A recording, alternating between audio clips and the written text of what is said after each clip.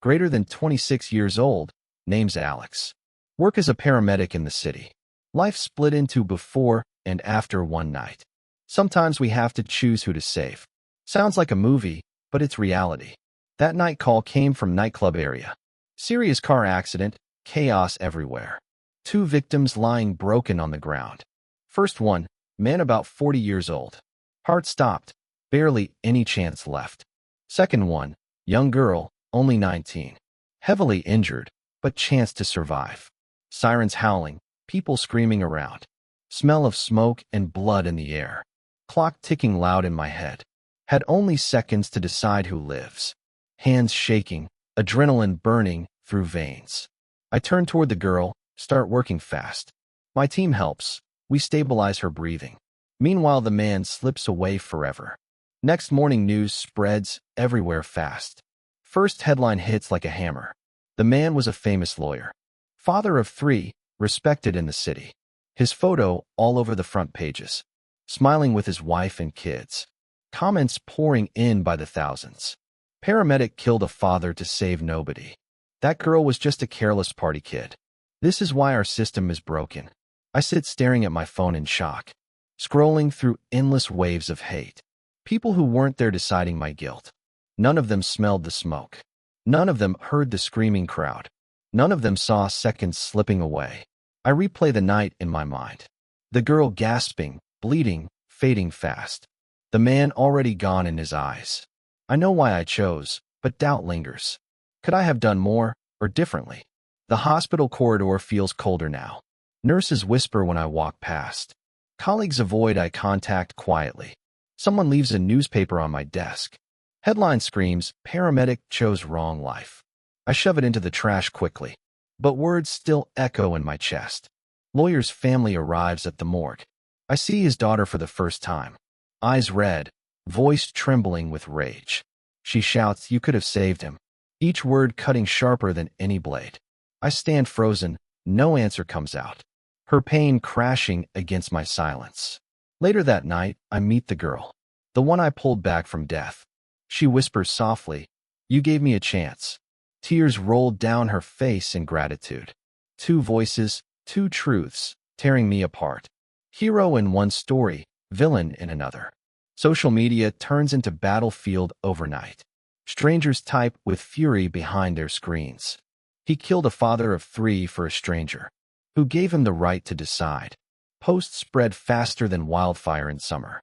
Memes, insults, even threats in my inbox. Every beep of my phone feels heavier. I stop opening messages after a while. Friends try to defend me in comments. Their words drowned under waves of hate. Some people write I should lose my license. Others say I should be jailed. I stare at the wall in my apartment. Sirens outside echo through the night, reminding me of the choice I made. The choice that refuses to leave my head. Every scenario replayed in slow motion. Heartbeats, screams, flashing ambulance lights. Me kneeling between 2 lives. Knowing only one could stand again. Days blur into sleepless nights of replay. Coffee cold, hands shaking on the table. Colleagues whisper, "Don't read the comments." But curiosity burns stronger than warnings. Each article twists the story differently. Some call me careless, others heartless. A few rare voices say he did his best. But those get buried under mountains of hate. I keep hearing the lawyer's daughter. Her scream etched into my memory. "You could have saved him." The words follow me into my dreams. Wake up sweating, chest pounding hard. Ambulance sirens outside fuel the guilt. Yet I remember the girl's eyes too. When she whispered, "Thank you for saving me." Her gratitude fragile, but real. 2 truths collide inside my head. One of survival, one of loss. And I'm crushed somewhere in between. I go back to work anyway. City doesn't stop needing ambulances. Calls keep coming, one after another. Broken bones, overdoses, heart attacks. I throw myself into the chaos, hoping noise will drown out the doubts. But silence always finds me after. When ambulance is parked and empty, I stare at the stretcher remembering that night. Flashing lights painting faces in panic. Lawyer fading, girl gasping for breath. Every second weighed heavier than iron.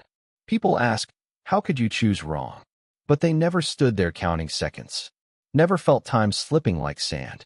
Never smelled gasoline and blood mixed. I did what I thought was right. But right doesn't always look like victory. Sometimes it feels like carrying a curse. The girl I saved visits sometimes. She's pale, still healing from injuries. Her voice soft, but full of life. She tells me she started studying again. Says she wants to be a nurse someday. Because you showed me what saving means. I nod, but words don't come easily. Gratitude feels heavy on my chest, like I stole it from someone else. Lawyer's family still on the news. Photos of kids holding candles tightly. People writing their father should be alive. And my face shown next to headlines. Accused not in court, but in comments. Villain in a story I can't control. Hero in another, but much quieter. Truth somewhere tangled in between them. I walk home under streetlights at night, wondering which version people will remember. My mother calls me late one evening. Her voice tired, filled with worry. She read the news, saw the comments. Asks softly, "Did you do the right thing?" I freeze. Silence stretches across the line. How can I explain seconds that felt eternal? I whisper, "I saved who I could." She sighs, tells me she believes me. But I still hear doubt hiding there. Family dinners feel different now too. Relatives avoid talking about my job. They ask about weather, about food. But never about that night. Like the choice became forbidden ground. I carry it alone on my shoulders. Between sirens, between shifts, between breaths. The girl's words echo, "You gave me a chance." And the daughter's scream collides with it. Two voices stuck inside one heart, pulling me apart every single day. Sometimes I scroll late at night, search my own name on the internet. Endless threads arguing about my choice. Strangers dissecting seconds of my life. People who never held dying bodies. Writing confidently about what I should have done. Always save the parent, they have kids. Young people deserve more chances. Words clash like knives in the dark. I shut the screen, but can't escape them. Lie awake staring at the ceiling. Replaying flashing lights in my head. My hands pressing on broken ribs. My ears filled with chaotic screams. My heart screaming louder than the sirens. I wonder if anyone could have chosen cleanly. Or if every path would bleed anyway. Sometimes I think both were doomed. And I just carried the blame. One morning, I ride the bus to work. Newspaper left open on the seat. Headline reads, "Who deserves to live?" A chill runs through my whole body. An article about my decision again. My photo printed under bold letters. People glance at me, whisper quietly. I sink lower in the seat, hide my face. Arrive at the hospital with heavy steps. Locker room feels colder than ever. Colleague pats my back silently. No words, just tired understanding. He knows choices haunt us all eventually. But mine became public spectacle overnight. In ambulance later, silence fills the air. I grip the wheel tighter than usual, thinking how fragile life really is. 1 second you're a savior, next a criminal. Depends on whose eyes are watching. Weeks pass, city noise never fades. But inside me it feels quieter now. Not peace, just numbness settling in. The girl I saved sends me letters. Small notes saying, "Thank you again."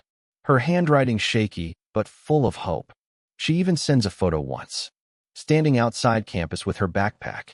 Smiling like life returned to her eyes. I stare at it for minutes straight. Thinking of the lawyer's children again. Wondering if they smile at all now. Wondering if I stole that chance from them. One life gained, one life lost. A scale I'll carry forever inside.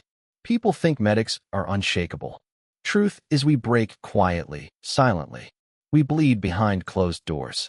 And the world never sees the cracks. Rain pours heavy on another night shift. Ambulance sirens cut through the storm. Another call, another set of lives at stake. Adrenaline kicks in like second nature. But my mind drifts back to that night. 2 bodies lying broken on the street. Smoke rising, crowds screaming all around. The impossible choice pressing on my chest. I shake my head, focus on present.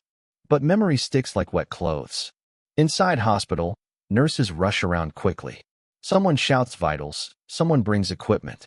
I follow instinct, do what must be done. Hands moving faster than thoughts now. But when it's over, silence falls. I stare at the floor too long. My colleague nudges me softly, says, "Good save." I nod, but my heart stays heavy.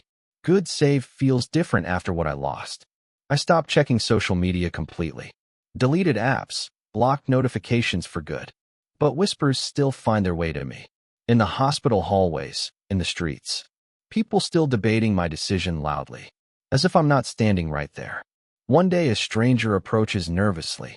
She says, "You saved my friend that night." Her eyes filled with tears of gratitude. I nod quietly, unsure how to respond. Gratitude feels like stolen light to me, because somewhere 3 children lost theirs. The weight never truly leaves my chest. Every compliment feels like a reminder. Reminder of the other life I didn't save. Of the voice that screamed, "You could have." But I keep showing up to shifts. Because walking away feels like betrayal. To both the living and the gone. Sometimes I dream of meeting his family. Sitting across from them in silence. Trying to explain the seconds I had. But words dissolve before leaving my mouth. What excuse could I possibly give? That their pain would ever accept. I imagine their daughter's eyes again. Burning with anger and endless grief. Her voice echoing, "You chose wrong." No explanation would change that truth. Because in her world, I stole everything. Meanwhile, the girl I saved keeps living. Posting photos, laughing with her friends. Thanking me every time we cross paths. 2 worlds created from one choice. One drowning in loss, one breathing hope. And I stand in the middle forever. Not villain, not hero, just human. Trapped in the weight of survival's cost. Colleagues sometimes ask how I cope. I shrug, say coffee, and no sleep. Truth is I don't really cope at all. I just carry the weight quietly. Some nights I sit in the ambulance, staring at the empty stretcher too long, imagining faces that will fill it next, hoping choices won't cut as deep again, but knowing one day they might. That's the reality of this job. It's never clean, never easy, never fair.